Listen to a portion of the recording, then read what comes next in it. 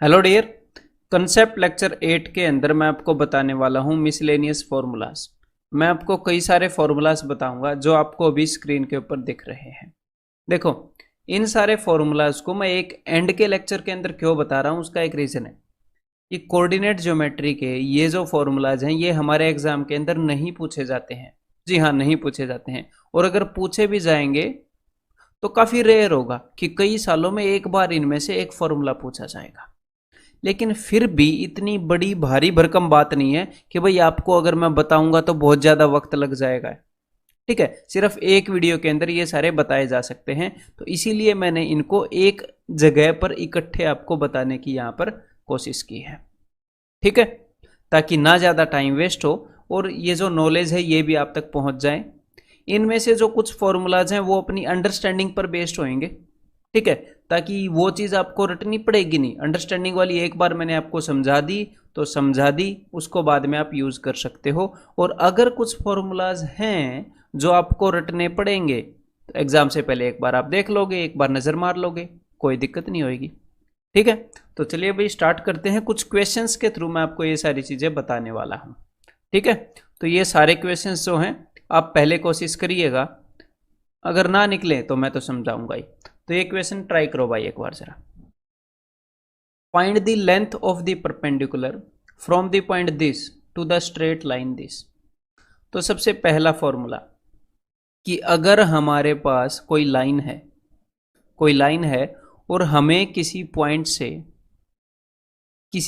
से इस लाइन का डिस्टेंस पता करना है, तो अगर किसी पॉइंट से इस लाइन का डिस्टेंस आप पता करोगे तो देखो, उसको पता करने के कई तरीके हैं। ऐसे आप कैसे भी नाप लोगे।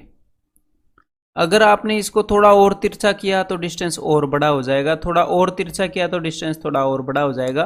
तो किसी भी लाइन और किसी भी पॉइंट के बीच में आप कई करोड़ किलोमीटर का डिस्टेंस भी बना सकते हो। ठीक है, जी हाँ, बिल्कुल बना सकते हैं। तो जब भी किसी पॉइंट और किसी लाइन के बीच में अगर एग्जामिनर डिस्टेंस पूछता है तो हमें पता करना होता है पॉइंट और लाइन। अगर मैं उस पॉइंट से, उस बिंदु से उस लाइन के ऊपर कोई परपेंडिकुलर ड्रॉ करूं, कोई लंब बनाऊं, तो हमें पता चलता है उस परपेंडिकुलर की जो लेंथ है वही डिस्टेंस होता है। तो कभी कभी एग्जामिनर डायरेक्टली परपेंडिकुलर की लेंथ पूछ लेता है, जैसे कि इस क्वेश्चन के अंदर पूछी है, या कभी कभी डिस्टेंस पूछ लेता है, तो तब भी आप परपेंडिकुलर की लेंथ बताएंगे। समझ गए? तो यानी कि अगर किसी पॉइंट से किसी लाइन के ऊपर परपेंडिकुलर बनाया जाए तो उसकी लेंथ क्या होगी, उसका फॉर्मूला।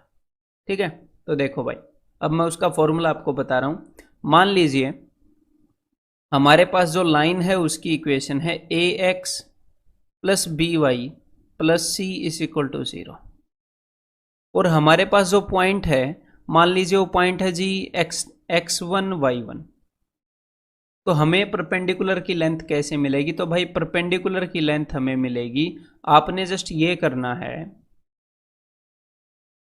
ध्यान से सुनिएगा, रटने की जरूरत नहीं है, मैं इसको लिख के भी दिखा सकता हूं, लेकिन आपको मैं समझा रहा हूं। हमेशा फॉर्मूलेज में रटवाता भी तो पैटर्न में रटवाने की कोशिश कर रहा हूं। यहां पर आपने करना क्या है, इस पॉइंट के जो कोऑर्डिनेट्स हैं, एग्जामिनर आपको 2, 3, 5, 4 ऐसे करके देगा, इसके जो कोऑर्डिनेट्स हैं उनकी वैल्यू इसके अंदर पुट करो। तो वैल्यू कैसे पुट करोगे? वैल्यू आप पुट करोगे ए x1, x की जगह x कोऑर्डिनेट, y की जगह y coordinate, plus B y1 plus सी।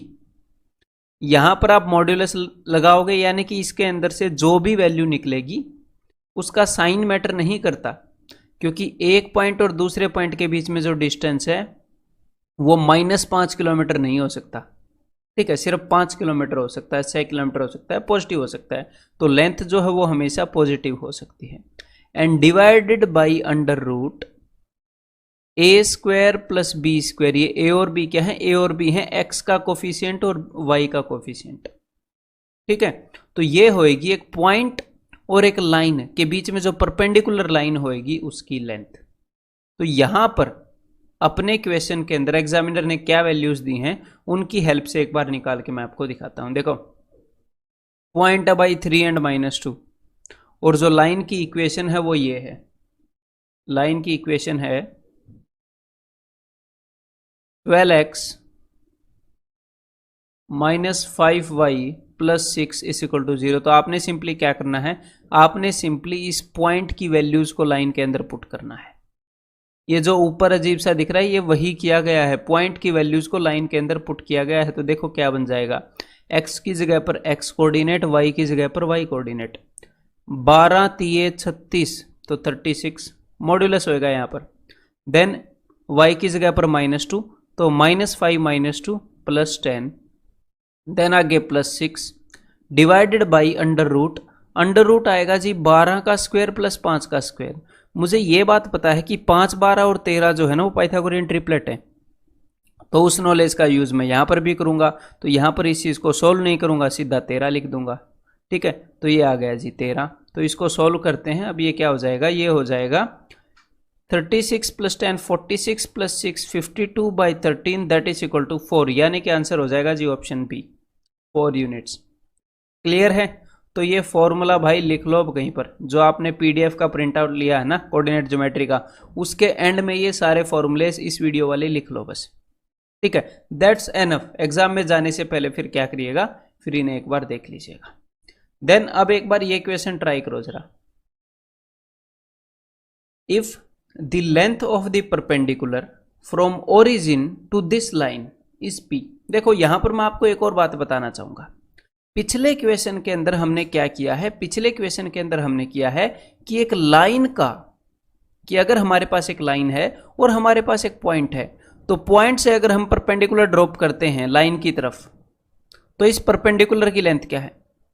इस पॉइंट से अगर लाइन की तरफ परपेंडिकुलर ड्रॉप करते हैं तो इसकी लेंथ क्या है, हमने ये किया है। तो देखो ये पॉइंट कुछ भी हो सकता है, ये तो ऐसा तो कुछ फिक्स नहीं था ना कि ये पॉइंट फर्स्ट कोऑर्डिनेट में होगा, सेकंड कोऑर्डिनेट में होगा, ये पॉइंट कुछ भी हो सकता है। तो अगले क्वेश्चन में क्या है, अगले क्वेश्चन में एग्जामिनर ने पूछा है कि ओरिजिन से किसी लाइन के ऊपर परपेंडिकुलर बनाया गया है, ओरिजिन से। तो एग्जैक्टली सेम फॉर्मूला यहां पर भी काम आएगा। ओरिजिन के कोऑर्डिनेट्स क्या होते हैं, बस ओरिजिन के कोऑर्डिनेट्स होते हैं जी 0 0। ठीक है, तो हमारे पास लाइन है, ये रही, इसकी इक्वेशन है x plus 2by minus 2p is equal to 0। और हमारे पास एक पॉइंट है, तो ओरिजिन के लिए अलग से फॉर्मूला बुक्स के अंदर लिखा होता है, टीचर्स भी बताते हैं, लेकिन वो मेंशन करने की ज़रूरत नहीं है। ओरिजिन में x और y 0 0 है, तो बाय डिफ़ॉल्ट सेम फॉर्मूला काम कर जाएगा, वहाँ पर बस 0 0 पुट कर दो। तो भाई हमारे पास एक पॉइंट है 0 0, तो हमें पता करनी है इस परपेंडिकुलर की लेंथ। तो चलिए अपना वही फॉर्मूला पुट करते हैं। हम क्या करेंगे, हम ये करेंगे कि इस पॉइंट के कोऑर्डिनेट्स को इक्वेशन में पुट करेंगे, मॉड्यूलस के अंदर रखेंगे। तो x और y 0 हैं, तो ये दोनों खत्म हो गए, तो बाय डिफॉल्ट यहां पर रह गया -2p divided by under root 1 square, x का कोफिशिएंट 1 है 1 स्क्वायर, और y का कोफिशिएंट है 2b, तो 2b का स्क्वायर आएगा जी 4b स्क्वायर। क्लियर है। और एग्जामिनर ने क्या बताया है, एग्जामिनर ने बताया है कि इस पॉइंट के बीच में और इस लाइन के बीच में अगर हम परपेंडिकुलर ड्रॉप करते हैं तो जो डिस्टेंस आ रहा है वो p आ रहा है, तो मैंने इसको इक्वेट कर दिया p से।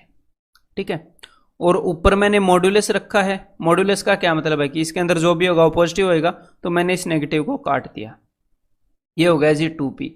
तो p से p भी कैंसिल आउट हो जाएगा, ये भी खत्म हो गया। इस चीज को आप ऊपर लेकर चले जाओ तो ये क्या हो जाएगी, ये हो जाएगी under root 1 plus 4b square is equal to 2। अब आप दोनों तरफ स्क्वायर कर दो, तो यहां पर हो गया जी 4, यहां पर हो गई ये चीज। अब इस 1 को इस साइड भेज दो, तो 3 is equal to 4b square, तो b square is equal to 3/4, therefore b is equal to √3/2। और यही एग्जामिनर ने पूछा है कि भाई b की वैल्यू क्या है। तो समझ में आ गई, कोई खास बड़ी बात नहीं थी। एक पॉइंट और लाइन के बीच में क्या डिस्टेंस है, उस फॉर्मूले को p से इक्वेट करना था, उसने बता रखा था, फिर अपने आप आ जाना था। ठीक है, अब एक बार ये क्वेश्चन ट्राई करो जरा, अगर इस चीज की नॉलेज होगी तो।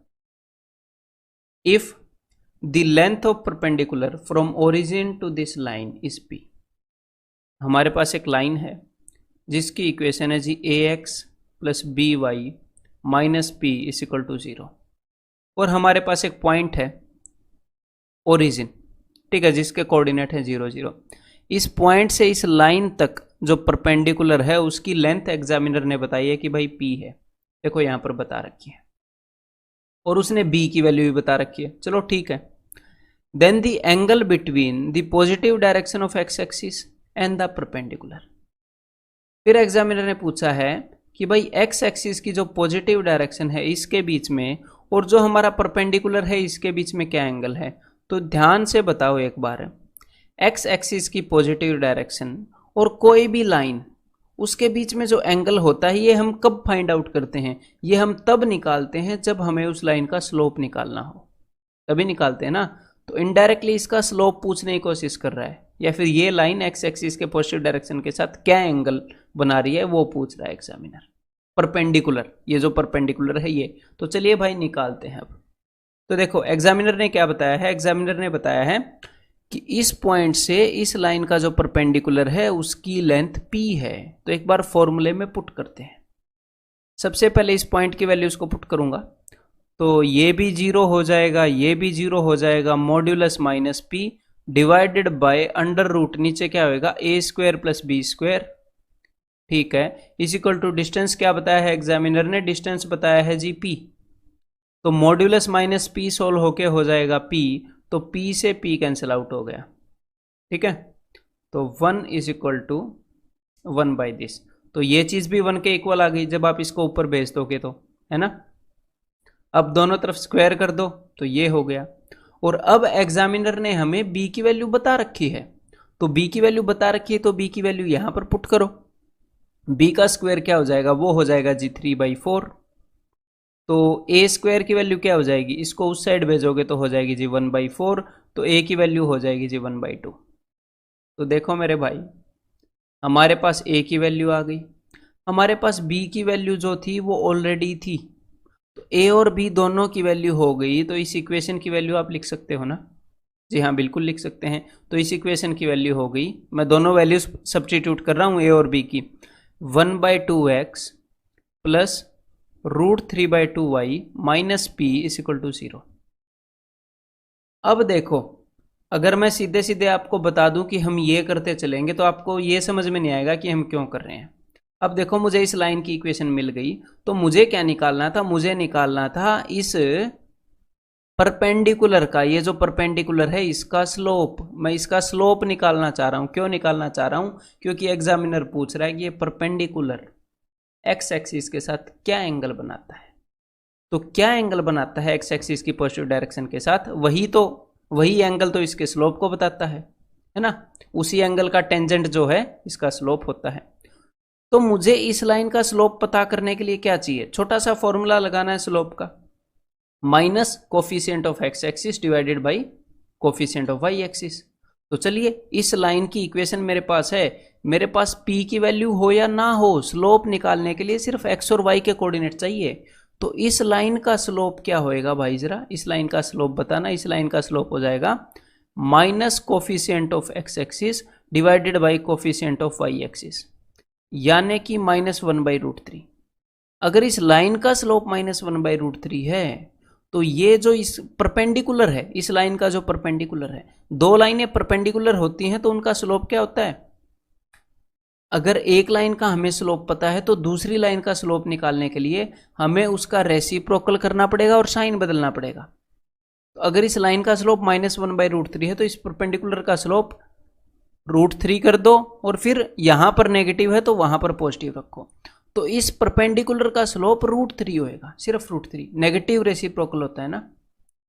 तो अगर स्लोप √3 है यानी कि tan थीटा अगर √3 है तो थीटा क्या होगा, थीटा हो जाएगा मेरे भाई 60 डिग्री, यानी कि 60 डिग्री का एंगल बनाता है। ये जो काली लाइन है ये परपेंडिकुलर है अपने एक्स एक्सिस की पॉजिटिव डायरेक्शन के साथ, क्योंकि स्लोप क्या होता है, स्लोप होता है उस एंगल का टेंजेंट जो ये एक्स एक्सिस की पॉजिटिव डायरेक्शन के साथ बनाता है।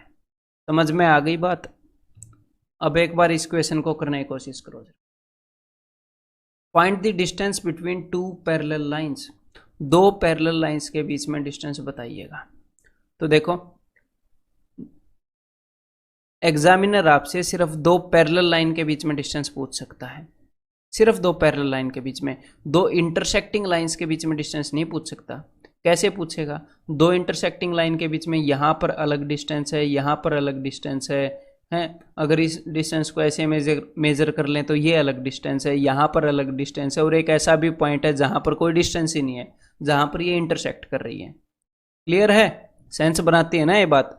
तो इंटरसेक्टिंग लाइंस के बीच में डिस्टेंस नहीं पूछेगा, वो सेंस नहीं बनती। तो वो आपसे पूछेगा दो पैरेलल लाइंस के बीच में डिस्टेंस। तो जब दो लाइनें पैरेलल होती हैं तो उनका जो स्लोप है वो बराबर होता है। स्लोप बराबर होता है तभी तो वो पैरेलल हैं, उनकी ढलान बराबर है।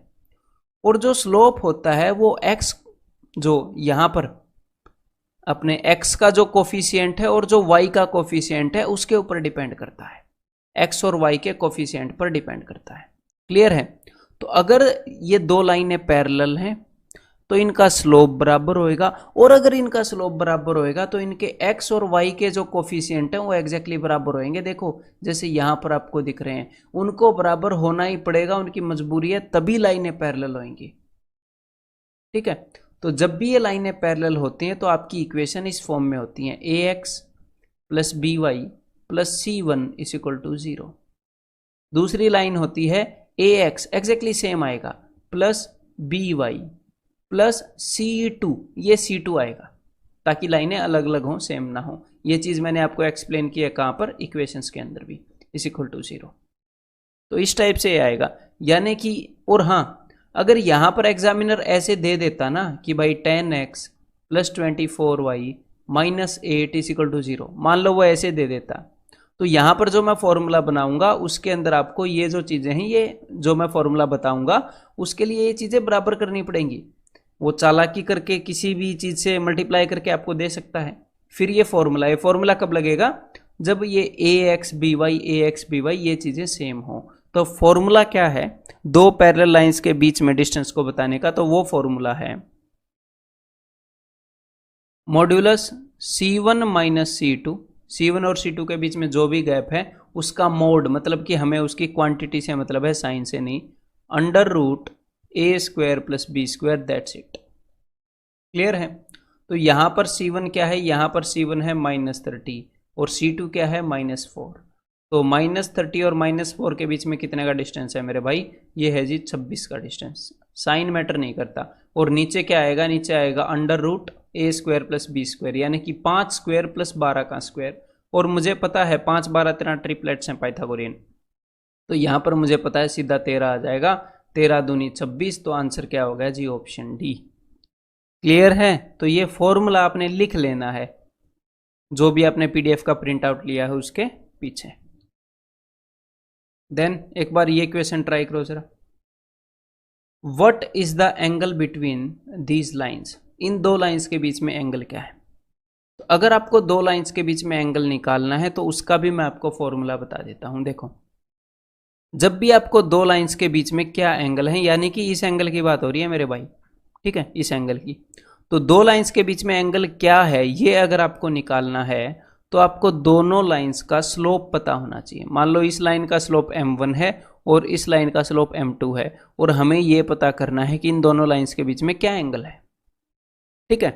तो देखो, तो फॉर्मूला क्या है? इनके बीच में जो भी एंगल है उस एंगल का टेंजेंट यानी कि tan theta is equal to modulus m1 minus m2 divided by, देखो ये जो सारी चीजें हैं जो मैं आपको मिसलेनियस फॉर्मूलाज में बता रहा हूं, इनको और भी एक्सप्लेन कर सकता हूं मैं, इनको और भी एक्सप्लेन किया जा सकता है, ऐसी बात नहीं है। कितना भी एक्सप्लेन कर लो किसी चीज को, मैथ्स का कोई अंत थोड़ी है, लेकिन ये इतना ही जरूरी है। ठीक है? यहां पर मैं जरूरी चीजें बता रहा हूं, इनको ओवर एक्सप्लेन भी किया जा सकता है और टाइम वेस्ट भी किया जा सकता है। तो tan theta is equal to modulus m1 minus m2 divided by 1 plus m1 into m2। Clear है मेरे भाई? तो ये फॉर्मूला आपको याद करना है। ये जो tan a माइनस बी होता है ना, tan a माइनस बी का फॉर्मूला आपने किया है, एग्जैक्टली ये उसी से रिजेंबल करता है, और उससे रिजेंबल मतलब कि उस जैसा दिखता है। और क्यों दिखता है पता है? क्योंकि उसी से ड्राइव किया जाता है। तो tan a माइनस बी याद रखिएगा, tan a minus tan b divided by 1 plus tan a tan b, उस जैसा ये फॉर्मूला है। तो यहां पर हमारे पास जो दो लाइनें हैं, अब एग्जैक्टली इस फॉर्मूले को इन लाइनों के ऊपर लगाते हैं। देखो, यहां पर हमारे पास जो दो लाइनें हैं उनके स्लोप मैं एक बार निकालता हूं। हमें उन दो लाइनों के सिर्फ स्लोप चाहिए, एंगल हम बता देंगे। तो पहले वाली लाइन का स्लोप क्या है भाई? पहले वाली लाइन किसी को भी बोल सकते हो, ये भी कोई ज़रूरी नहीं है कि कौन सी होगी। तो पहले वाली लाइन का स्लोप है -1/3। कैसे निकला? Minus coefficient of x divided by coefficient of y। Similarly दूसरी लाइन का स्लोप क्या है? दूसरी लाइन का स्लोप है मेरे भाई 1/2। तो अब एग्जैक्टली इसी चीज़ को मैं यहाँ पर पुट कर रहा हूँ, tan theta is equal to modulus. और हाँ, अब m1 कौन सा है, m2 कौन सा है, ये मैटर नहीं करता। क्यों मैटर नहीं करता? देखो, ऊपर मैं m1 और m2 का डिफरेंस लूंगा तो बेशक से पॉजिटिव आई या नेगेटिव आई, मैंने पॉजिटिव लेना है। और नीचे भाई दोनों का प्रोडक्ट हो रहा है, तो पहले किससे किसको मल्टीप्लाई किया इससे फर्क नहीं पड़ता आगे पीछे करने से, ठीक है। तो ये मैं अपनी मर्जी के अनुसार लिखता हूँ। मैं सिर्फ क्या लिखता हूँ, मैं दोनों के स्लोप ले लेता हूँ, अपनी मर्जी के अनुसार मैं फॉर्मूला पुट करता हूँ। जैसे यहाँ पर मैं इसमें से इसको घटा दूंगा, मैं बड़े में से छोटे को घटाना पसंद करता हूँ ताकि माइनस ना आए बिना वजह, हमें माइनस फिर अवॉइड ना करना पड़े, ठीक है। तो यहाँ पर मैंने क्या किया, 1/2 माइनस -1/3, तो ये फिर प्लस हो जाएगा माइनस माइनस, तो 1/2 प्लस 1/3 हो गया जी ऊपर।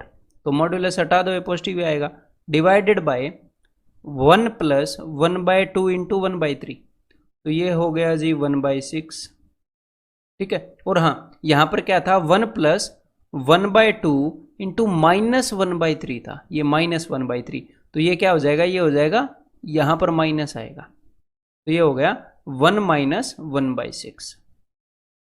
तो ऊपर हो गया मेरे भाई 5/6, नीचे भी हो गया 5/6। तो सेम चीज को सेम चीज से डिवाइड किया गया, तो ये क्या हो जाएगा 1, 5/6 इज 1।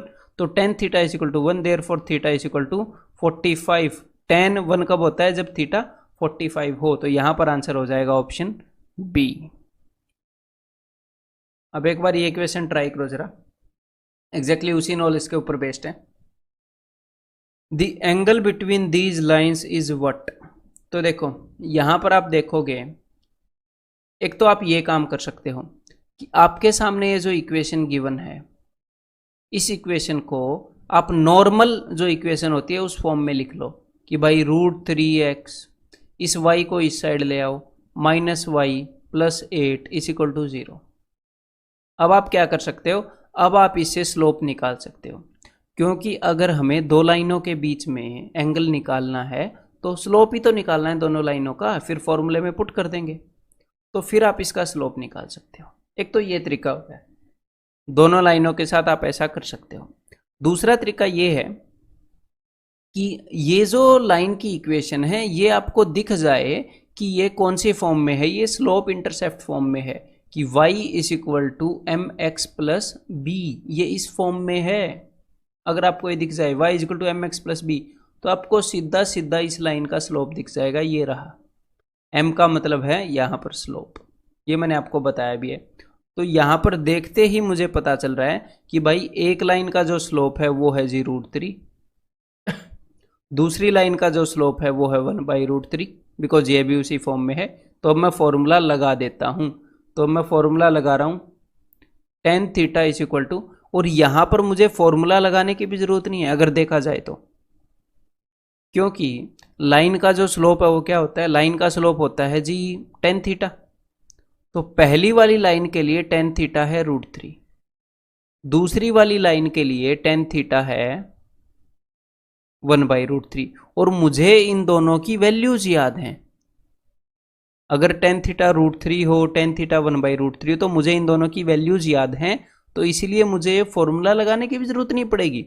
क्यों, देखो जरा, पहली वाली लाइन के लिए tan theta is √3, therefore theta is equal to 60, यानी कि पहली वाली लाइन x एक्सिस की पॉजिटिव डायरेक्शन के साथ 60 डिग्री का एंगल बना रही है, और दूसरी वाली लाइन के लिए theta is equal to 30 degree, यानी कि दूसरी लाइन x एक्सिस की पॉजिटिव डायरेक्शन के साथ 30 डिग्री का एंगल बना रही है। अगर एक लाइन 60 का एंगल बना रही है, दूसरी लाइन 30 का, तो दोनों लाइनों के बीच में कितने डिग्री का एंगल होएगा, दोनों के बीच में 30 डिग्री का होएगा। सीधा सीधा दिख रहा है, तो यहां पर आंसर ऑप्शन बी होएगा।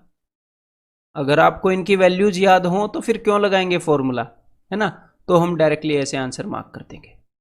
अब फॉर्मूला लगा के भी मैं आपको दिखा देता हूं। मान लो अगर वैल्यूज याद ना हो तो यहाँ पर हम क्या करते, तो यहाँ पर हम ये काम करते। फिर देखो कि tan theta is equal to, हमें सिर्फ इन दोनों के स्लोप याद है ना। देखो tan theta is equal to √3 minus 1/√3 divided by 1 plus √3 into 1/√3। तो यहाँ पर ऊपर हो जाएगा 2/√3 सोल्व करने पे, नीचे इन दोनों का प्रोडक्ट आ गया 1, तो ये आ गया जी 2, यानी कि ये कुल मिलाकर हो गया 1/√3। तो tan theta is equal to 1/√3। tan theta 1/√3 कब होता है, जब थीटा की वैल्यू हो जी 30 degree. Hence proved, answer is option B. ठीक है, अब इसी नॉलेज को यूज करते हुए एक बार ये क्वेश्चन करके दिखा दो भाई साहब। एग्जैक्टली वही नॉलेज यूज करनी है। हमारे पास 3 पॉइंट्स हैं, point A -2 and 1, point B 2 and 3, and point C -2 and -4। इनको कैसे भी लिख लो।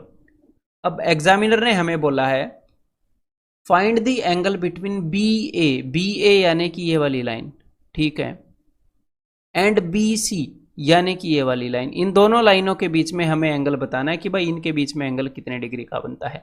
तो देखो मेरे भाई, अगर आपको दो लाइनों के बीच में एंगल बताना है तो फॉर्मूले के अकॉर्डिंग आपको क्या पता होना चाहिए, आपको पता होना चाहिए सिर्फ उन दोनों लाइनों का स्लोप। क्लियर है, तो मैं पहली लाइन का स्लोप लिख रहा हूं यहां पर, मतलब किसी भी एक लाइन का स्लोप, तो बी ए का मैं स्लोप लिख रहा हूं। और अगर आपको पता हो कि इन दो पॉइंटों से लाइन पास हो रही है, इन दो पॉइंट से, तो आप स्लोप भी निकाल सकते हो। y2 minus y1 over x2 minus x1, y coordinates का difference divided by x coordinates का डिफरेंस है ना। तो देखो जरा, ऊपर वाली लाइन का slope 3 minus 1 2 divided by 2 minus -2 यानी कि 4, तो ये इसका स्लोप हो गया जी 1/2। इस वाली लाइन का स्लोप देखते हैं, 3 माइनस -4 यानी कि 7 डिवाइडेड बाई 2 माइनस -2 यानी कि 4, तो नीचे वाली लाइन का स्लोप हो गया 7/4। अब मैं सीधा फॉर्मूले के अंदर पुट कर रहा हूं, tan theta is equal to 7/4 minus 1/2। मैं बड़े में से छोटा सब्ट्रैक्ट कर देता हूं ताकि मॉड्यूलस का यूज ही ना रहे। ठीक है, 7/4 minus 1/2 divided by 1 plus 7/4 into 1/2। तो ऊपर हो गया मेरे भाई, यहां पर मैंने क्या किया, मन ही मन 2/2 से गुणा कर लिया, तो ये हो जाएगा 7 माइनस 2 5/4। तो ऊपर हो गया जी 5/4, और नीचे क्या हो गया, नीचे हो गया 7/8, तो ये हो गया जी 15/8। तो 5/4 इंटू 8/15, तो 4 दूनी 8 5 तिये 15, यानी कि tan theta is equal to 2/3। तो थीटा की वैल्यू क्या होगी, मैंने आपको ये पहले भी लिखना बताया है, तो थीटा की वैल्यू हो जाएगी tan इनवर्स 2/3, यानी कि यहां पर क्या होगा, यहां पर हो जाएगा जी ऑप्शन बी। ठीक है, अब एक बार ये क्वेश्चन और ट्राई करो भाई जरा। Find the equation of one of the two lines which pass through this point which makes an acute angle 45 degree with the line this. मतलब एग्जामिनर क्या पूछ रहा है, एग्जामिनर ये पूछ रहा है कि find the equation of one of two lines, जो दो लाइन है उनमें से किसी एक लाइन की इक्वेशन बतानी है। कौन सी दो लाइन, बताता हूं। दो लाइनें ऐसी हैं, मतलब कि जो इस पॉइंट से पास होती हैं 4 5 से, और इस लाइन के साथ 45 डिग्री का एंगल बनाती हैं। मैं एक बार आपको समझाता हूं पिक्चर बना के, तब पिक्चर क्लियर होगी। ये देखो, ये अपने एक्स वाई एक्सिस है, तो ये मैंने कोई भी लाइन यहां पर लिख दी, और हमने मान लिया कि ये जो लाइन है ऐसे, ये 2x minus y plus 7 is equal to 0, ये वाली लाइन है जो एग्जामिनर ने दे रखी है। ठीक है, अब एग्जामिनर क्या बोल रहा है, एग्जामिनर बोल रहा है उस लाइन की इक्वेशन बताओ जो एक तो इस पॉइंट से पास हो रही हो 4 5, मान लो वो पॉइंट ये वाला है, ये वाला पॉइंट है 4 5, इस पॉइंट से तो पास हो रही है, और जो हमारी लाइन है ना उस लाइन के साथ 45 डिग्री का एक्यूट एंगल बना रही है, उस लाइन के साथ 45 डिग्री का एंगल बना रही है। अब एग्जामिनर बोल रहा है ऐसी दो लाइनें हैं, तो उनमें से कोई एक लाइन बता दो। ऐसी दो लाइनें कैसे हैं, ट्राई करो जरा, ऐसी दो लाइनें कैसे हैं भाई। मान लो एक तो मैंने ये लाइन बना दी, ये लो, जो इस पॉइंट से पास हो रही है और इस लाइन के साथ देखो 45 डिग्री का एंगल बना रही है। अब दूसरी लाइन कौन सी हुई, तो अब एग्जामिनर ने ये थोड़ी बोला इसके उसी साइड बनानी है लाइन, इसके इस साइड भी तो हो सकती है ना। ये देखो ये रही दूसरी लाइन, ये दोनों लाइन दोनों कंडीशन सेटिस्फाई कर रही है ना, इस पॉइंट से भी पास हो रही है 4-5 से और इस लाइन के साथ 45 डिग्री का एंगल भी बना रही है। तो अब आप इन दोनों में से कौन सी लाइन की इक्वेशन बताओगे, कौन सी लाइन की इक्वेशन एग्जामिनर ने पूछी है। तो देखो मेरे भाई ज़्यादा टेंशन नहीं लेनी, मेरे को बस ये बता दो ये वाला जो एंगल है ये कितने डिग्री का है। एक ट्रायंगल के अंदर 3 एंगल 180 के होते हैं, ये 45 ये 45, तो ये बच गया 90 का। तो यानी कि अपने जो दो पॉसिबल आंसर हो सकते हैं, क्योंकि एक तो लाइन नंबर 1 भी हो सकती है जो एग्जामिनर पूछ रहा है, लाइन नंबर 2 भी हो सकती है। तो हमारे जो दो पॉसिबल आंसर हो सकते हैं वो दोनों लाइंस आपस में परपेंडिकुलर हैं। तो अगर हमें गलती से गलत लाइन भी बता दी, जो ऑप्शंस के अंदर हमें नहीं मिलेगी ऑफ कोर्स, गलत बता दी, तो वो दोनों देकर आपको कंफ्यूज नहीं करेगा, ठीक है। टॉर्चर नहीं करना, क्वेश्चन पूछना उसने, ठीक है। तो अगर हमने गलत लाइन निकाल ली, क्योंकि यहाँ पर हमें पता नहीं होगा, फ्रैंकली मैं बता रहा हूँ कि भाई वो कौन सी ऑप्शन में देगा, कोई भी इन दोनों में से एक देगा, फिर हम दूसरी निकाल लेंगे जो इसके परपेंडिकुलर है, ठीक है। तो सिचुएशन समझ में आ गई, अब अपना काम स्टार्ट कर दें। तो ये लो भाई, तो हमने क्या करना है भाई, हमने एक ऐसी लाइन की इक्वेशन बतानी है, मान लो यही वो लाइन है, ठीक है, जो 0.45 से पास हो रही है और इस लाइन के साथ 45 डिग्री का एंगल बना रही है। तो एंगल बिटवीन लाइन का फॉर्मूला हमें यहां पर लगाना पड़ेगा। हमें क्या चाहिए मैं आपको बता देता हूं, ध्यान से देखो, मेरा टारगेट क्या रहेगा, मुझे इस ब्लू लाइन की इक्वेशन निकालनी है, ब्लू लाइन की इक्वेशन निकालनी है। तो मुझे एक पॉइंट पता है जिस पॉइंट से ब्लू लाइन पास होती है, तो मुझे जस्ट इस ब्लू लाइन का स्लोप मिल जाए ना, तो स्लोप पॉइंट वाले फॉर्मूले से मैं इसकी इक्वेशन बता दूंगा तुरंत। तो मुझे जस्ट इसका स्लोप चाहिए, तो मान लो इसका स्लोप है जी m, ठीक है। तो अब देखो, अब मैं वही फॉर्मूला लगा रहा हूं, इसका स्लोप तो m है, ये जो अपनी काली वाली लाइन है इसका स्लोप क्या होगा, इसका स्लोप निकाल लो फॉर्मूले से, minus coefficient of x divided by coefficient of y, तो इसका स्लोप हो जाएगा जी 2। तो मैं वही फॉर्मूला लगा रहा हूं भाई, tan theta is equal to m1 minus m2 divided by 1 plus m1 m2, ठीक है। तो यहां पर थीटा की वैल्यू 45 ऑलरेडी गिवन है, तो tan 45 is equal to 1, then m1 minus m2 यानी कि m माइनस 2 या 2 माइनस m, कैसे भी कर लो, ठीक है। एक वे से एक इक्वेशन आएगी, एक वे से दूसरी आएगी, ठीक है। तो यहां पर मैंने कर लिया m minus 2, 1 is equal to m minus 2 divided by 1 plus 2m, ठीक है, 1 प्लस दोनों का प्रोडक्ट। तो भाई 1 प्लस 2m को यहाँ पर ऊपर लेकर जाओ, ये हो जाएगा 1 plus 2m is equal to m minus 2। अब इस m को इस साइड लेकर आओ, तो ये हो जाएगा m इज इक्वल टू 1 उस साइड जाएगा -3। तो यहाँ पर इस लाइन का जो स्लोप है वो -3 आ गया। अब देखो मेरे भाई, ये ठीक लाइन भी हो सकती है जो यहाँ पर ऑप्शन में गिवन हो, या फिर ये दूसरी लाइन भी हो सकती है, हमने दूसरी लाइन निकाल ली हो, क्लियर है। तो कोई नहीं, अब हम देखते हैं। तो हमें लाइन का स्लोप भी पता है, लाइन किस पॉइंट से पास हो रही है ये भी पता है, तो तुरंत इसकी इक्वेशन निकाल दो, ये मैंने आपको पहले बताया है। तो इसकी इक्वेशन होगी y minus 5 is equal to -3 into x minus 4। इसको सोल्व करते हैं, -3x प्लस 12। मैं एग्जैक्टली वही फॉर्मूला यहाँ पर इक्वेशन निकालने के लिए यूज कर रहा हूँ कि हमें एक पॉइंट पता है जिससे लाइन पास हो रही है और हमें लाइन का स्लोप पता है, ठीक है, जो कि हम बिल्कुल अच्छी तरीके से कर चुके हैं। तो अब 3x को इस साइड ले आओ, 3x plus y is equal to 17। क्या ये कहीं पर दिख रहा है जी? नहीं दिख रहा, यानी कि हमने गलत लाइन की इक्वेशन निकाल ली। उसने बोला था दो में से किसी एक लाइन की इक्वेशन निकालो, एग्जामिनर दूसरी लाइन की इक्वेशन निकाल के बैठा है। कौन से वाली लाइन की? जैसा कि मैंने आपको डायग्राम बना के दिखाया था, इस वाली लाइन की। तो कोई दिक्कत नहीं है, ये जो दूसरी लाइन है ये इसके परपेंडिकुलर है, तो उसकी इक्वेशन हम इजीली निकाल लेंगे। तो ऐसे इक्वेशन भी कभी कभी आ जाते हैं, तो ऐसे आपने घबराना नहीं, आप पूरी सिचुएशन को समझ जाओगे तो घबराओगे ही नहीं है। इसीलिए आपको कंसेप्चुअली स्ट्रॉन्ग कर रहा हूं मैं हर एक टॉपिक के अंदर। तो इस लाइन का स्लोप -3 है, तो इसके परपेंडिकुलर जो लाइन है उसका स्लोप क्या होगा? सबसे पहले तो इसका रेसिप्रोकल कर दो पारस्परिक, फिर इसका साइन बदल दो, यानी कि 1/3।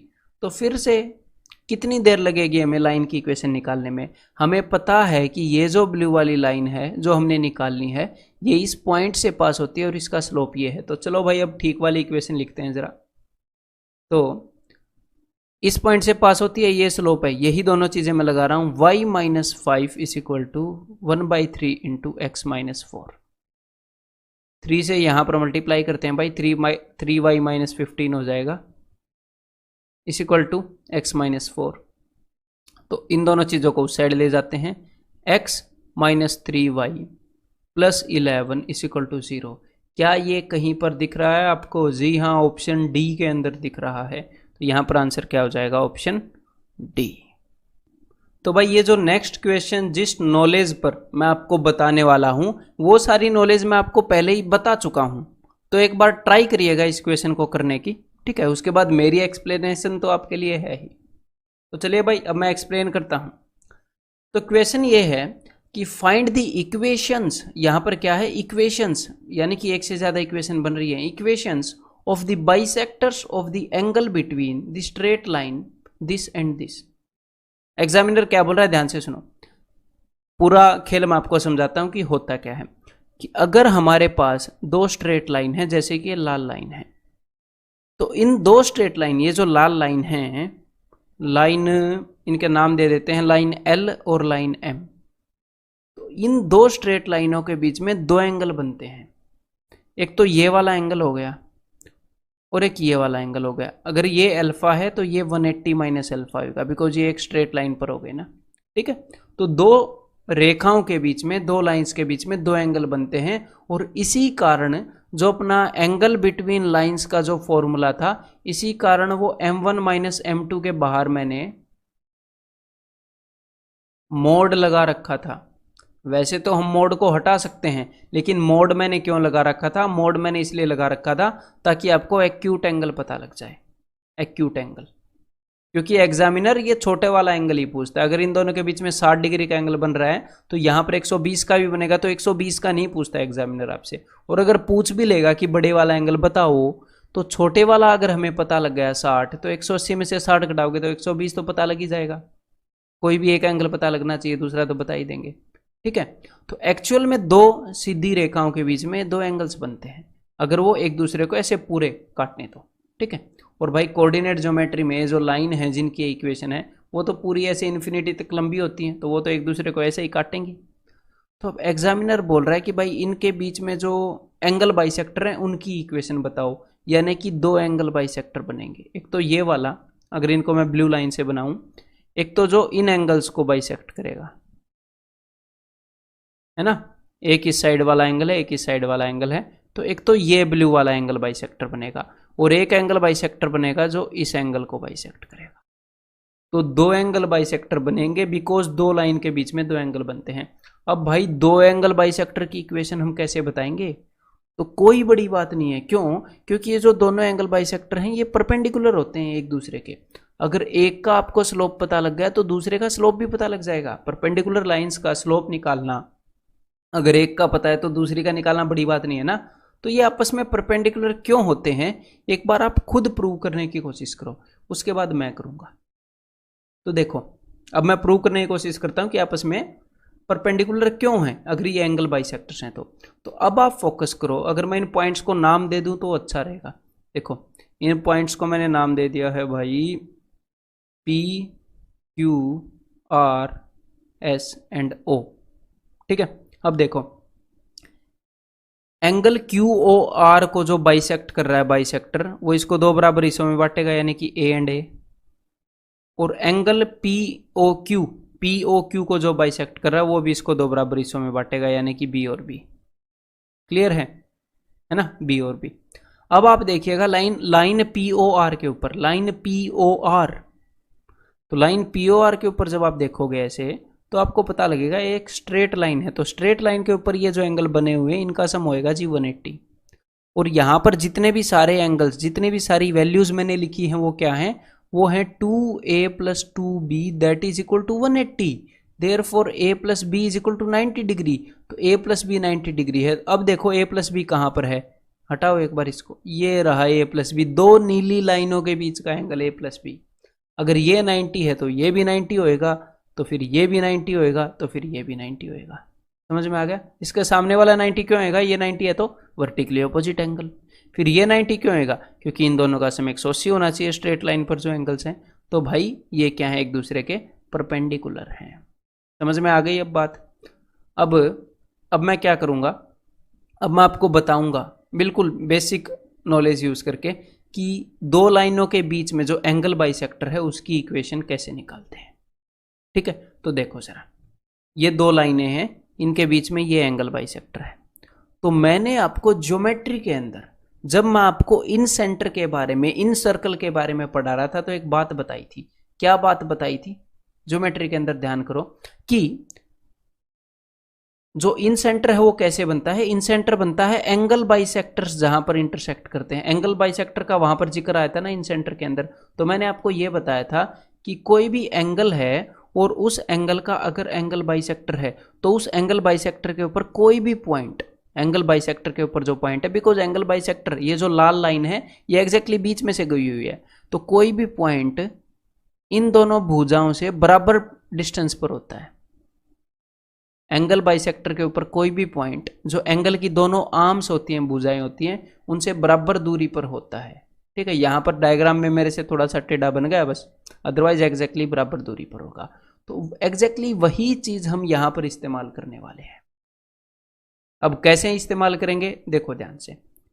मान लो मैंने एक पॉइंट ले लिया, ये इस एंगल बाइसेक्टर पर है, और इस पॉइंट का मैंने नाम दे दिया भाई z, और z के जो कोऑर्डिनेट मैंने मान लिए x1 y1। ठीक है, इसके कोऑर्डिनेट्स हैं x1 y1। अब एग्जामिनर ने हमें दोनों लाइन की इक्वेशन दी है कि नहीं दी है? दे रखी है ना, कि इन दोनों लाइन के एंगल बाइसेक्टर के बारे में बताओ। तो एक लाइन तो हो गई जी ये 3x + 4y + 2 = 0। दूसरी लाइन हो गई जी ये 5x - 12y - 6 = 0। तो अब मेरी बात को ध्यान से सुनिएगा कि ये जो पॉइंट है ये एंगल बाइसेक्टर पर है, तो इस पॉइंट से इस लाइन का डिस्टेंस और इस पॉइंट से इस लाइन का डिस्टेंस एग्जैक्टली सेम है। तो बस हमें इस डिस्टेंस को इक्वेट करना है, दैट्स इट। हमें बस इस डिस्टेंस को इक्वेट करना और कुछ नहीं करना। ठीक है, तो एक पॉइंट का एक लाइन से क्या डिस्टेंस है, ये फॉर्मूला आपको बताया है कि नहीं बताया? एक पॉइंट का एक लाइन से क्या डिस्टेंस है, डिस्टेंस का मतलब परपेंडिकुलर डिस्टेंस ही होगा, क्या डिस्टेंस है, ये फॉर्मूला सबसे पहला बताया मैंने आपको इस वीडियो लेक्चर के अंदर। तो बस वही फॉर्मूला लगा दो। तो वो फॉर्मूला कैसे लगाते हैं? इस पॉइंट के कोऑर्डिनेट्स को लाइन के अंदर पुट करते हैं सबसे पहले। तो चलिए पुट करते हैं, और क्या बाकी है हमारे पास। ठीक है, तो अब मैं पुट करूंगा, तो ये हो जाएगा जी 3x1, x की जगह पर x1, y की जगह पर y1 + 4y1 + 2 divided by √a² + b²। तो यहाँ पर a क्या है ये, और b क्या है ये। तो भाई 3 और 4, 3 4 5 का पाइथागोरियन ट्रिपलेट है ना, तो मेरे को सीधा पता है ये 5 ही आएगा। तो ये तो हो गया ये वाला डिस्टेंस, ये वाला। अब ये बराबर होएगा किसके? इस वाले डिस्टेंस के। तो भाई एक बार ये वाला डिस्टेंस भी निकालो, ये नीचे वाला जो है डिस्टेंस को मैं नंबर कर देता हूं। ये तो हो गया नंबर 1 डिस्टेंस। तो नंबर 1 डिस्टेंस नंबर 2 डिस्टेंस के बराबर होएगा। तो देखो अब इस पॉइंट को मैं इस इक्वेशन के अंदर पुट कर रहा हूं, तो ये हो गया 5x1 - 12y1 - 6 divided by √a² + b², यानी कि 5² + 12²। तो 5 12 13 ही पाइथागोरियन ट्रिपलेट है, तो ये मुझे पता है ये सारा 16 के 13 ही आएगा। तो अब मेरी बात को ध्यान रखो, देखो हम इसको सोल्व करेंगे, हमारे पास एक इक्वेशन आएगी, लेकिन एग्जामिनर हमें 2 इक्वेशन की बात कर रहा है। फाइंड द इक्वेशंस बोला, और मैंने आपको बताया था कि भाई एंगल बाइसेक्टर भी 2 बनते हैं ऐसे। तो दूसरी इक्वेशन कहाँ से आएगी? तो आप यहां पर लगाओगे प्लस माइनस क्यों लगाओगे? एक इस एंगल बाइसेक्टर के लिए मेरे भाई, ठीक है, एक इस एंगल बाइसेक्टर की इक्वेशन के लिए। तो एक बार मैं क्या करूंगा, एक बार मैं इसको सोल्व करूंगा सिर्फ प्लस मान के, और एक बार सोल्व कर लूंगा जी वाई मान के। ठीक है, और ये जो x1 y1 है ना, ये मैंने यहां पर एक पॉइंट लिया था, उसको समझाने के लिए आपको बताए थे। लेकिन हमारी जो इक्वेशन होती है वो हमेशा x और y में होती है, तो इनको x1 y1 को आप xy में ही रहने दो। बिकॉज क्या है कि एग्जैक्टली तो एग्जामिनर ने हमें पॉइंट बताया नहीं ना, एग्जैक्टली तो पॉइंट बताया नहीं उसने हमें। अगर पॉइंट की वैल्यू बताता 4, 5, 6, 7 है तो भी तो कुछ बात होती भी। तो इसको एक्स वाई रहने दो, क्योंकि हमारी जो इक्वेशन है वो एक्स वाई में होती है, ठीक है। अदरवाइज यहाँ पर एस टी यू भी हम कुछ भी लिख सकते थे, लेकिन कन्वेंशनली जो इक्वेशन है वो एक्स वाई में होती है, एक्स वाई कोऑर्डिनेट के ऊपर। तो अब मैं क्या करूँगा, देखो एक बार यहाँ पर प्लस मानूंगा, एक बार माइनस। तो अब मैं मान रहा हूँ प्लस, आपके सामने सोल्व कर रहा हूँ प्लस मान के। अब इनको क्रॉस मल्टीप्लाई करो ऐसे, तो 13 से इधर मल्टीप्लाई कर रहा हूँ, 39x प्लस 13 चौके 52y प्लस 13 दूनी 26 इज इक्वल टू, प्लस मान लिया मैंने यहाँ पर 5 5 25x, या फिर प्लस माइनस ही रहने दो अभी, थोड़ा सा है प्लस माइनस रहने दो अभी। तो यहाँ पर हो गया जी प्लस माइनस, अब इसको मैं उधर लेकर जा रहा हूँ, 25x माइनस 12 पंजे 60y माइनस 30। हाँ यहाँ तक मैंने प्लस माइनस लेकर सोल्व कर लिया। आगे मैं अभी एक बार प्लस मान रहा हूँ, फिर एक बार वाई माइनस मानूंगा और मैं दोनों इक्वेशंस निकाल दूंगा। अब मैं प्लस मान रहा हूँ, तो जब ये 25 इस साइड आएगा तो नेगेटिव का होगा, 39 माइनस 25 14x। जब ये 60 इस साइड आएगा तो ये पॉजिटिव का हो जाएगा, तो 52 प्लस 60 112y। जब ये 30 इस साइड आएगा तो पॉजिटिव का हो जाएगा, यानी कि प्लस 56 इज इक्वल टू 0। अब देखो ये सारे न्यूमेरिकल जो हैं 14 से कटते हैं, तो 14 से मैं काट रहा हूँ, 14 एकम 14, 14 8 112 और 14 चौके 56। तो क्या ये इक्वेशन आपको कहीं दिख रही है? जी हाँ दिख रही है, ऑप्शन सी। लेकिन अब सीधा ऑप्शन सी को मार्क मत कर देना, क्योंकि एक और ऑप्शन है जो बी एंड सी जहाँ पर लिखा हुआ है, ठीक है। तो ऑप्शन सी तो है, मुझे पता चल गया कि ये वाली इक्वेशन तो है, देखते हैं बी वाली भी है कि नहीं। तो अब एक बार मैं इसको रब कर रहा हूँ। अब मैं यहाँ पर मान लूंगा मेरे भाई माइनस, माइनस मानने से क्या होता है वो देखते हैं। तो जब मैं यहाँ पर माइनस मानूंगा तो सारे साइन चेंज हो जाएंगे, तो आगे ये जो माइनस है प्लस हो जाएगा, ये जो माइनस है प्लस हो जाएगा। अब देखते हैं भाई क्या इक्वेशन निकल कर आती है। अब जब ये 25x इस साइड आएगा तो क्या हो जाएगा, ये हो जाएगा जी पॉजिटिव। तो 39 प्लस 25 50 और 14 64x। जब ये इस साइड आएगा तो ये हो जाएगा जी माइनस 8y, बिकॉज ये माइनस का हो जाएगा। ये इस साइड आके फिर से माइनस का हो गया, तो -4 इज इक्वल टू 0। तो यहाँ पर सारे नंबर 4 से कैंसिल आउट हो रहे हैं, तो भाई 16 चौके 64, 4 दूनी 8, 4 एकम 4। तो यहाँ पर हमारे सामने ऐसी कोई इक्वेशन है जी, 16x minus 2y plus 1 is equal to 0। हाँ जी है, बी। तो यानी कि बी और सी ये दोनों इक्वेशंस हैं इनके एंगल बाइसेक्टर्स की। तो समझ में आ गई एंगल बाइसेक्टर की इक्वेशन कैसे निकालनी है। मैंने आपको दोनों की बता दी, ठीक है, आप दोनों की निकाल सकते हो ऐसे। और अदरवाइज अगर आपको एक की मिल गई तो आप दूसरे का स्लोप तो एटलीस्ट निकाल सकते हो। चलो एक और बात मैं आपको बताता हूँ, अगर मान लो आपने ऐसे तरीके से नहीं करना, अदरवाइज ऐसा तरीका इजी है, अगर ऐसे तरीके से नहीं करना तो अगर आपको एक एंगल बाइसेक्टर की इक्वेशन पता लग गई तो दूसरे एंगल बाइसेक्टर की स्लोप आपको पता लग जाएगी। जी हाँ पता लग जाएगी, क्योंकि दोनों आपस में परपेंडिकुलर हैं। और स्लोप पता लग गया तो हमें एक और पॉइंट निकालना है कि कहाँ से ये एंगल बाइसेक्टर पास हो रहा है। तो ये जो लाल लाइनें जहाँ से इंटरसेक्ट कर रही हैं वहीं से पास हो रहा है ना, तो लाल लाइनों की जो इक्वेशन है उसको आप सोल्व कर लोगे तो वो पॉइंट भी आ जाएगा, तो दूसरी इक्वेशन भी आप निकाल सकते हो। वो लेंथी वे है, जस्ट दिमाग दौड़ाने के लिए मैं आपको बता रहा था। तो अब एक बार ये और बताओ भाई जरा, ठीक है, बिकॉज इसको भी मैं आपको अंडरस्टैंडिंग से करवाने वाला हूं, इसका फॉर्मूला भी है लेकिन इसकी अंडरस्टैंडिंग बेस्ट, ठीक है। तो एक बार खुद सोचो जरा कैसे आप निकाल सकते हो। What are the coordinates of the foot of the perpendicular from this point to this line? अब ये foot of the perpendicular क्या है वो मैं आपको बताता हूँ। देखो हमारे पास एक लाइन है और हमारे पास एक पॉइंट है, तो अगर हम इस पॉइंट से परपेंडिकुलर ड्रॉप करते हैं, ये जो पॉइंट है ये है जी 4 1। अगर हम इस पॉइंट से इस लाइन के ऊपर, लाइन क्या है, लाइन है जी 3x minus 4y plus 12 is equal to 0, इस पॉइंट से इस लाइन के ऊपर परपेंडिकुलर ड्रॉप करते हैं तो ये किसी पॉइंट पर तो काटेगा ना इस लाइन को, तो उस पॉइंट को हम बोलते हैं फुट। इसके परपेंडिकुलर का पैर, पैर ही है, यहीं पर इसने यहाँ पर लैंड किया है, तो उसके कोऑर्डिनेट्स पूछ रहा है कि कौन से पॉइंट पर ये परपेंडिकुलर इसके ऊपर आएगा। तो ज्यादा बड़ी बात नहीं है। देखो ये जो पॉइंट है, इस पॉइंट की खासियत क्या है बताओ जरा मुझे। इस पॉइंट की ये खासियत है कि ये काली लाइन और ये लाल लाइन, ये दोनों इस पॉइंट पर इंटरसेक्ट करती हैं। दोनों इस पॉइंट पर इंटरसेक्ट करती हैं कि नहीं? जी हाँ, इंटरसेक्ट करती हैं। तो मुझे लाल लाइन की इक्वेशन तो पता है, जी हाँ पता है। अगर मुझे काली लाइन की इक्वेशन पता लग जाए किसी न किसी तरह, तो मैं पता कर लूं कि दोनों ये जो लाइनें हैं ये किस पॉइंट पर इंटरसेक्ट करती हैं। कैसे पता चलेगा? दोनों की इक्वेशन को सोल्व करके कि दोनों लाइनें किस पॉइंट पर इंटरसेक्ट कर रही हैं। तो आपको सिर्फ काली लाइन की इक्वेशन निकालनी है बस, और इक्वेशन खत्म। तो काली लाइन की इक्वेशन निकालने के लिए देखो, काली लाइन किस पॉइंट से पास हो रही है, वो पॉइंट हमारे पास है, जी हाँ है। तो मुझे बस काली लाइन का स्लोप चाहिए, और स्लोप निकालना बड़ी बात है क्या? काली लाइन के परपेंडिकुलर एक लाइन है, उसका स्लोप आपकी आंखों के सामने है, तो इसका स्लोप भी आंखों के सामने ही है। तो इस लाल लाइन का स्लोप क्या है भाई, बताओ जरा। लाल लाइन का स्लोप हो जाएगा -3 divided by -4, minus coefficient of x divided by coefficient of y। तो इसका स्लोप हो गया 3/4। तो इस काली लाइन का स्लोप क्या हो जाएगा? इसको पहले तो रेसिप्रोकल करो 3/4 को, फिर साइन चेंज करो ये। तो काली लाइन का स्लोप आ गया ना देखते ही देखते। तो अब काली लाइन की इक्वेशन बता दो जरा। तो काली लाइन की इक्वेशन स्लोप को और एक पॉइंट को यूज करते हुए, y - 1 is equal to -4/3 into x - 4।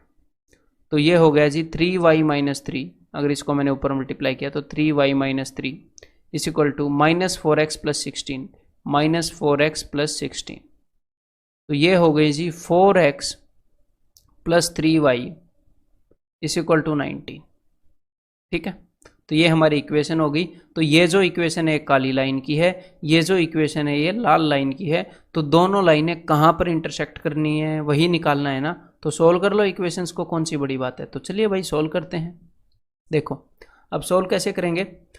ऊपर वाली इक्वेशन को मैं 4 से गुणा कर रहा हूं ताकि जो y का कोफिशिएंट है 4 × 12 हो जाए, और नीचे वाली इक्वेशन को मैं 3 से गुणा कर रहा हूं ताकि जो y का कोफिशिएंट है वो यहाँ पर 12 हो जाए और y खत्म हो जाए जब मैं इन दोनों को ऐड करूं। तो चलिए भाई ऐड करते हैं।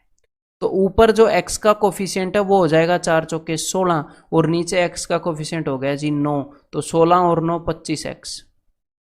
और जो y कोफिशिएंट है, जो y का कोफिशिएंट है वो तो कैंसिल हो ही जाएगा, इसीलिए हमने ये सारा काम किया है। अब इस 12 को मैं राइट साइड पर लिखना चाहूँगा एक बार -12 के रूप में, ये लो। ठीक है, तो अब ऊपर जो कांस्टेंट टर्म हो जाएगी 9 × 4 = 76, वो हो जाएगी 76, और नीचे हो जाएगी 12 × 3 = 36 माइनस का 36। तो 76 - 36 ये हो गया जी 40। तो x इज इक्वल टू 40/25, यानी कि 5 × 8 = 40, 5 × 5 = 25। तो x की वैल्यू 8/5 है। तो ये भी नहीं होगा, ये भी नहीं होगा, ये भी नहीं होगा। एक ही ऑप्शन है जिसके अंदर x की वैल्यू 8/5 है, तो आंसर इज ऑप्शन बी।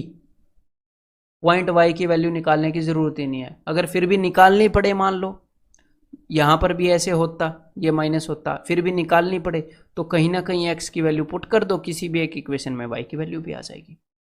तो समझ में आ गई बात। जब आपको, फिर से बता रहा हूं, जब आपको किसी भी लाइन के ऊपर, मान लो एक लाइन है और किसी पॉइंट से उस लाइन के ऊपर फुट ऑफ परपेंडिकुलर निकालना है कि भाई कौन से पॉइंट पर ये लाइन कौन से पॉइंट पर ये परपेंडिकुलर आके गिरा। तो देखो लाइन की इक्वेशन ऑलरेडी गिवन है, ये परपेंडिकुलर किस पॉइंट से आ रहा है ऑलरेडी गिवन है। परपेंडिकुलर का स्लोप निकालना है, जो कि हमें कैसे पता चलेगा, इस लाइन का स्लोप है, परपेंडिकुलर इसके परपेंडिकुलर है, इसलिए उसका स्लोप पता चल जाएगा। तो इसकी इक्वेशन पता चल जाएगी E1, लाइन की इक्वेशन है E2। दोनों इक्वेशन को सोल्व करो, पॉइंट आ जाएगा जहां पर ये इंटरसेक्ट कर रही है। That's it. करोगे तो जितना मैं बता रहा हूं ये लेंदी लग रहा है, स्टेप तो यही सारे करने पड़ेंगे, तो करोगे तो जल्दी हो जाता है ये रिक्वायर्ड टाइम में। तो अब एक बार ये क्वेश्चन बताओ जरा भाई, what is the reflection of A point in this line. इस पॉइंट की इस लाइन में क्या रिफ्लेक्शन है, इसके लिए भी फॉर्मूला है, लेकिन ये मैं फॉर्मूले आपको रटवा नहीं रहा हूं क्योंकि इनकी अंडरस्टैंडिंग मेन है। फॉर्मूले को, इसके फॉर्मूले को भी आप यूज करोगे तो भी उतना ही टाइम लग जाता है। अगर अंडरस्टैंडिंग में आप थोड़े से फास्ट हो तो उतने ही टाइम में आप इजीली निकाल लोगे। और अंडरस्टैंडिंग कभी भी भूलने के चांस नहीं रहते। मैं कभी भी इस अंडरस्टैंडिंग को भूलता नहीं हूं, चाहे बहुत महीनों तक रिवाइज ना करूं, अंडरस्टैंडिंग होती है मेरे पास। ठीक है, तो अब देखो, तो किसी लाइन के अंदर हमें बताना है कि किसी पॉइंट का रिफ्लेक्शन कहाँ पर होगा। तो सबसे पहले तो बेसिक अंडरस्टैंडिंग आपको ये पता होनी चाहिए, जो कि मैंने आपको पहले बताई है, कि किसी भी लाइन को अगर आप शीशे की तरह मानते हो तो इस पॉइंट की अगर आपको रिफ्लेक्शन देखनी है तो बिल्कुल सीधी एग्जैक्टली उतनी ही दूर इस लाइन के दूसरे तरफ होएगी, और ये दोनों बिल्कुल एक सीधी लाइन बनेगी। ये बिल्कुल मतलब अगर ये पॉइंट ए है और इसकी परछाई बी है तो ए बी एक स्ट्रेट लाइन बनेगी, सीधी लाइन। कभी भी ऐसा नहीं होता कि आप शीशे में ऐसे अपनी शक्ल देख रहे हो तो आपको टेढ़ी देखने पड़े, आपकी शक्ल कहीं और दिख रही है, कभी भी ऐसा नहीं होता है ना। आप बिल्कुल सीधा देखते हो सीधे शीशे में। और अगर मैं इस पॉइंट को ओ मान लूँ तो A O is equal to B O, ये भी मैंने आपको पहले बताया था और एनिमेशन से भी दिखाया है। तो ये जो ओ है ये मिड पॉइंट है, ये जो ओ है ये मिड पॉइंट है किसका, जिस पॉइंट की आप परछाई देख रहे हो उसका और उस परछाई का, इनका मिड पॉइंट है ये ओ। और वैसे ओ है क्या, थोड़ी देर पहले हम ओ का जिक्र कर रहे थे ना कि किसी पॉइंट से किसी लाइन के ऊपर अगर मैं परपेंडिकुलर ड्रॉप करूं तो उस पॉइंट के कोऑर्डिनेट क्या होंगे। ये क्या है, ये फुट ऑफ परपेंडिकुलर है, इस परपेंडिकुलर के पैरों के निर्देशांक है ना, फुट ऑफ परपेंडिकुलर। तो ये तो हम निकाल सकते हैं, तो फिर तो हम परछाई के कोऑर्डिनेट भी निकाल सकते हैं।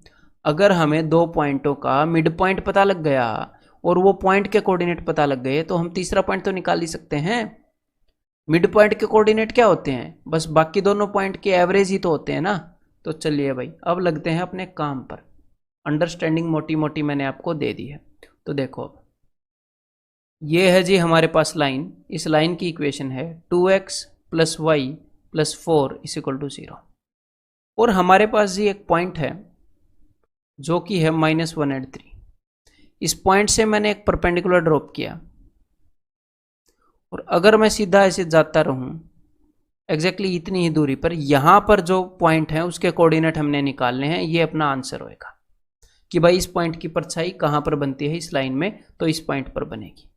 तो ये मैंने मान लिया जी ए, ये मैंने मान लिया बी, ये मैंने मान लिया ओ। ठीक है, ए बी एक स्ट्रेट लाइन बनेगी। अब देखो सबसे पहला काम है कि मुझे पॉइंट ओ के कोऑर्डिनेट निकालने हैं, क्योंकि पॉइंट ओ जो है वो मिड पॉइंट है, फिर मैं इजीली इसके कोऑर्डिनेट निकाल लूंगा। तो चलिए पॉइंट ओ के कोऑर्डिनेट्स को निकालना अब हमारा मिशन है। तो पॉइंट ओ के कोऑर्डिनेट कैसे पता चलेंगे, लाइन ए बी और ये लाल लाइन जहां पर इंटरसेक्ट करती हैं वही तो पॉइंट ओ है, लाल लाइन और काली लाइन। तो देखते हैं दोनों लाइनें कहाँ इंटरसेक्ट करती हैं। लाल लाइन की इक्वेशन हमारे पास है, बस काली लाइन की इक्वेशन चाहिए, फिर दोनों को सोल्व कर लेंगे।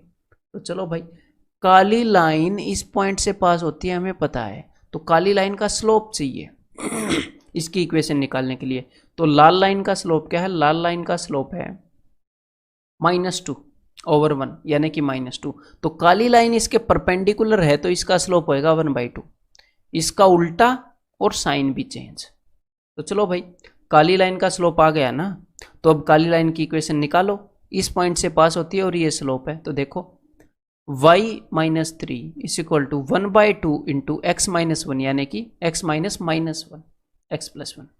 तो 2 को मैं इस साइड लेकर आ रहा हूं तो ये हो गया जी 2y - 6 = दिस। अब इसको सोल्व करते हैं तो ये हो गया x - 2y + 7 = 0। क्लियर है। तो भाई काली लाइन की इक्वेशन आ गई कि नहीं आ गई, आ गई। लाल लाइन की इक्वेशन है, जी हाँ है। तो दोनों को एक बार सोल्व कर लेते हैं जरा। ठीक है, तो अब मैं क्या करूंगा, नीचे जो लाल लाइन है इसको मैं डबल कर रहा हूं, 4x + 2y + 8 = 0। ठीक है, इसको सब मैंने मिटा दिया। अब इन दोनों को सोल्व कर लेते हैं भाई। दोनों इक्वेशन को अगर मैं ऐड कर दूं यहां पर तो क्या मिलेगा, 5x y से y गया +15 = 0, x = -3। तो ये जो पॉइंट O है इसके कोऑर्डिनेट आ गए भाई, एक तो -3 है और दूसरे वाला क्या है वो भी देखते हैं। अगर x - 3 है, यहाँ पर मैंने वैल्यू पुट की, तो 7 एंड -3 क्या हो जाएगा +4, +4 दूसरी साइड जाकर हो जाएगा -4। तो -2y = -4, y = 2 ऊपर वाली इक्वेशन में वैल्यू पुट करने पर। तो y कोऑर्डिनेट भी आ गया जी। तो अब देखो मेरे भाई ध्यान से मेरी बात सुनो, हमारे पास एक पॉइंट है A और एक पॉइंट है B। इन दोनों पॉइंट के बीच में जो मिड पॉइंट है उसके कोऑर्डिनेट पता है और एक बात आपको भी पता है कि ये जो मिड पॉइंट होता है ये बाकी के 2 पॉइंट्स की एवरेज होता है। एवरेज होता है कि नहीं होता है?